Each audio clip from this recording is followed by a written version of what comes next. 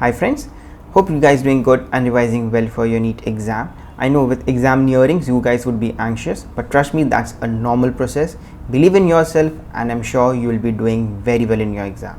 So in this video we shall be discussing your few important questions that have been asked from your GI section in your NEET. Usually you have around 5 to 6 questions that have been asked in your paper. There were around 5 questions in your NEET 2021 and 5 questions also in NEET 2022. So without wasting time, let's begin our discussion, and this would be your last and the final session before your NEET exam. So we have the first question. The 11-month was brought to the ER with the pain abdomen, multiple episodes of vomiting. On examination, you find a mass palpable in your right lumbar region. The barium enema image is given. What will be your diagnosis? So if you look at the barium enema image, they are shown you the claw sign. So this claw sign is classical of your intussusception.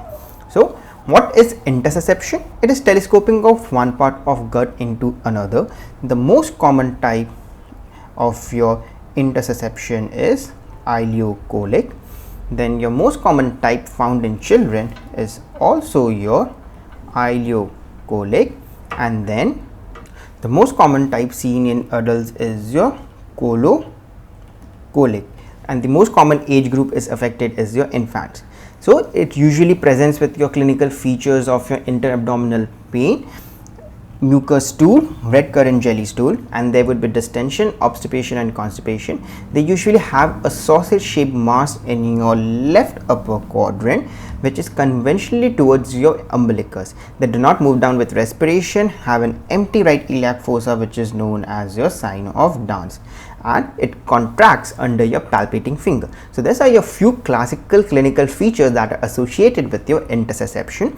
And then on baby drawing up legs and crying, they have normal between the episodes.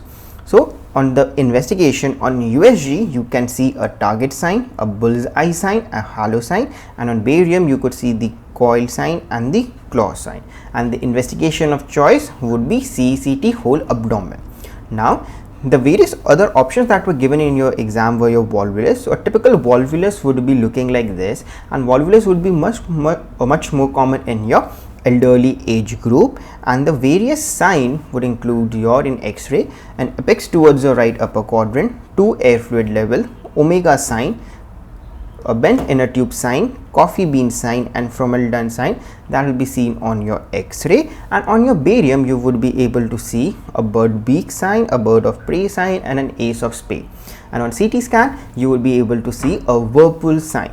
Then another question that is frequently asked is regarding your duodenal atresia. So over there you will be able to see your double bubble sign. So these are your few of the classical images from your pediatric GI surgery that are commonly asked in your exam. So now moving down to the next question, we have a 30-year-old presents with your painful and recurrent lesion in your perianal area with discharge. So you have this image which was given, and what is your diagnosis? So this was a clear-cut simple case of your fistula in ano. So now let's take a look at some of the important points with respect to your fistula in ano. So in fistula in ano, one of the most important questions that is asked is regarding your classification. So your classification is your Parkes classification, which classifies the fistula in ano in the following types, which is intersphincteric, transsphincteric, suprasphincteric, and extrasphincteric. So the most common type is your intersphincteric fistula, right? And then there's another classification which is given by your American Gastroenterology Association, which classify it into a simple fistula or a complex fistula, right? So your complex fistula would include your anal stricture, anovaginal fistula, extra suprasphincteric tract, and it should be high. Now a recent question that was asked in your NB conducted exam of FMG was the gold standard investigation. So gold standard investigation is your MRI, and then this question has yet not been asked, but has the potential to be asked regarding your Gutzal's rule. So it is the fistula with an external opening anterior to the plane passing transversely through the center of anus will follow a straight radial course, whereas the fistula with the opening posterior will follow a curved course. So this is the image depicting your Goodsall's rule. And regarding your treatment, we have your Chaton treatment, then you have your fistulotomy. So this is an image which is showing your fistulotomy procedure. I would ask you all to remember these images because they have a recent trend in asking you the operative image procedure. And then you have another procedure which is called your ligation of tract or the mucosal advancement flap or the lift procedure. So lift is the ligation of your interfistular tract. So this is your depiction of your ligation interfistular tract. So this were your few important questions that were asked that can be asked with respect to your anal fistula. So now moving down to the next question.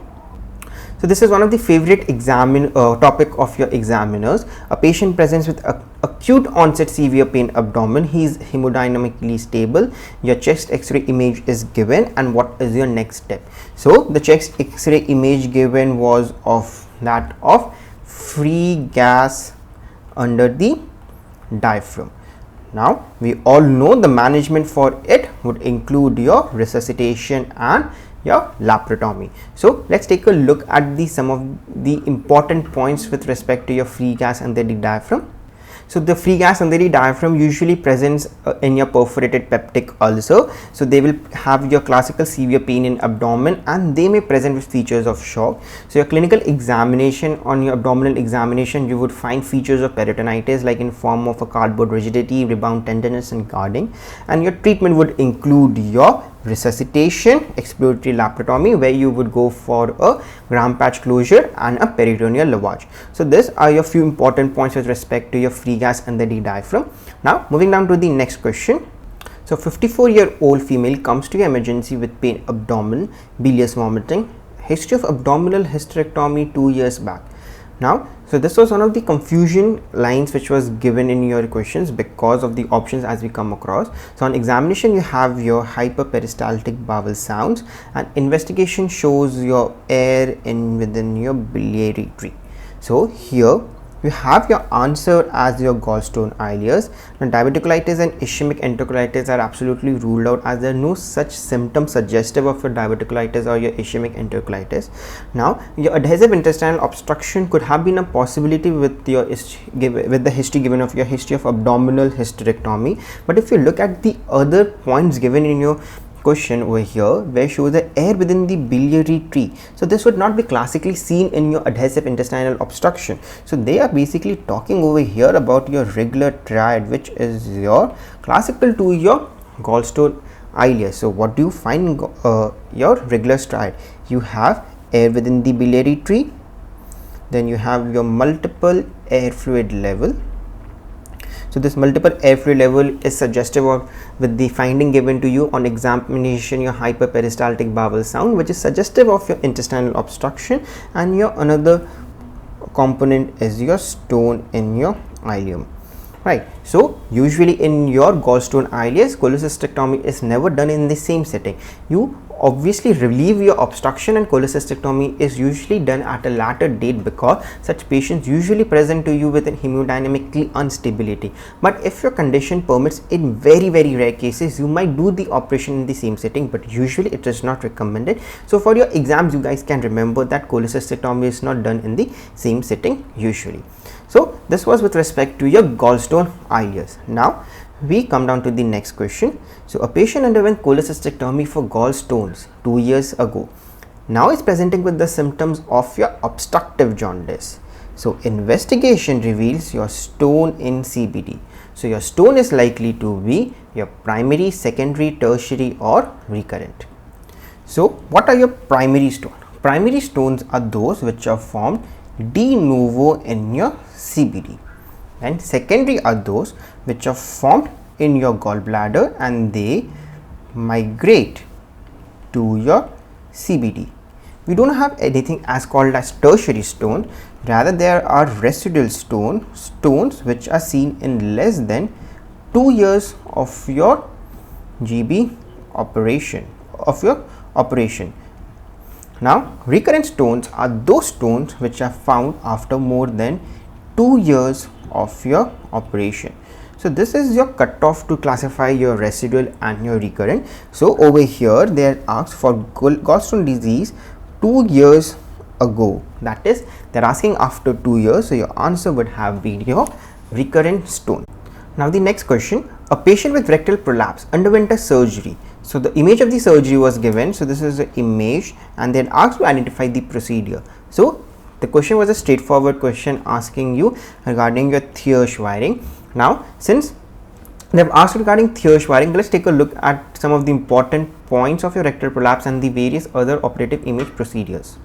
So rectal prolapse are of two types, that is your mucosal prolapse and full thickness rectal prolapse. In rectal prolapse you have only mucosa, whereas in full thickness rectal prolapse you have all the layers including your mucosa plus submucosa. The mucosal prolapse usually is much seen common in children, usually occurs after an episode of a diarrhea or a loss of weight or fat, and they are associated with your cystic fibrosis and Hirschsprung disease and rectal polyps. Now in case of your adult, it is usually associated with your third degree hemorrhoid.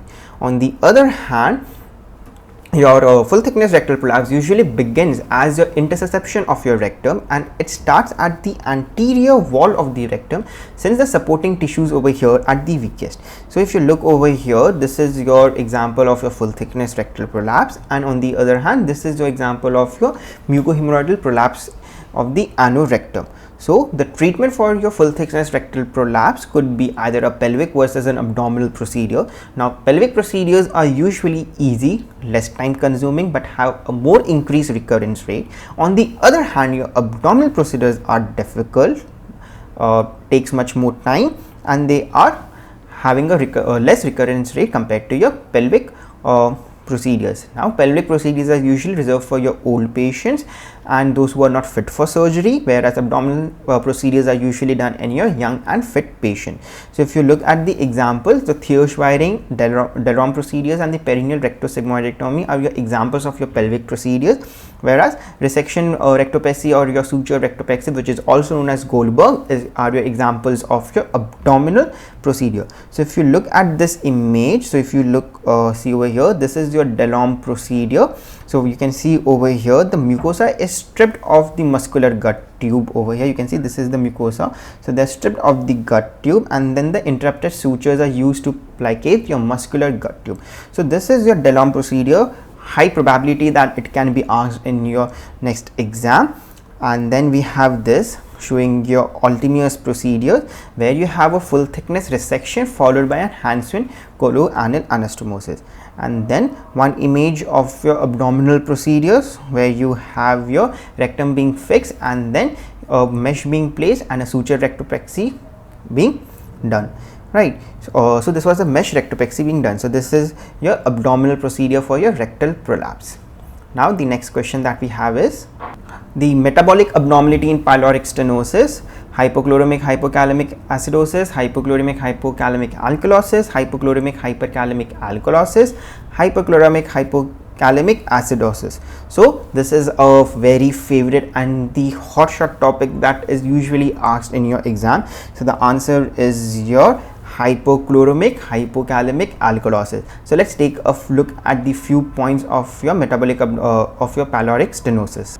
So your patients of your infantile hypertrophic pyloric stenosis will present to you with non-bilious vomiting, usually at 2 to 2 weeks. They are different from your infective causes, like your postprandial hunger is one of the most common thing that is seen in your infantile hypertrophic pyloric stenosis. And once vomiting starts, the frequency and the forcefulness increases daily. In GORD, which is a differential diagnosis, you will find that the vomiting waxes and wanes. So incidence is around 1 in 3000, much more common in male compared to your females.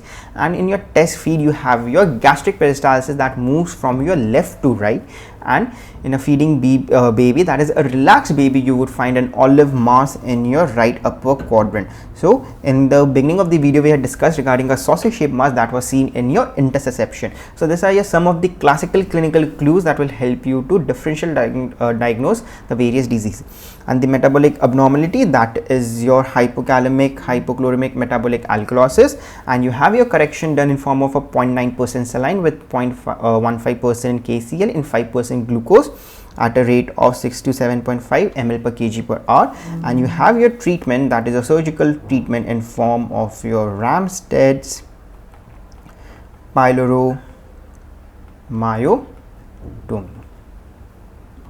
So this were the few questions that we wanted to discuss with you, and now all the best for your exams, and I'm sure you guys will do well. If you have any doubts, you can drop in an email at any point at this email ID, that is ayushkeshav99@gmail.com. So all the best and see you on the other side. Take care. Bye bye.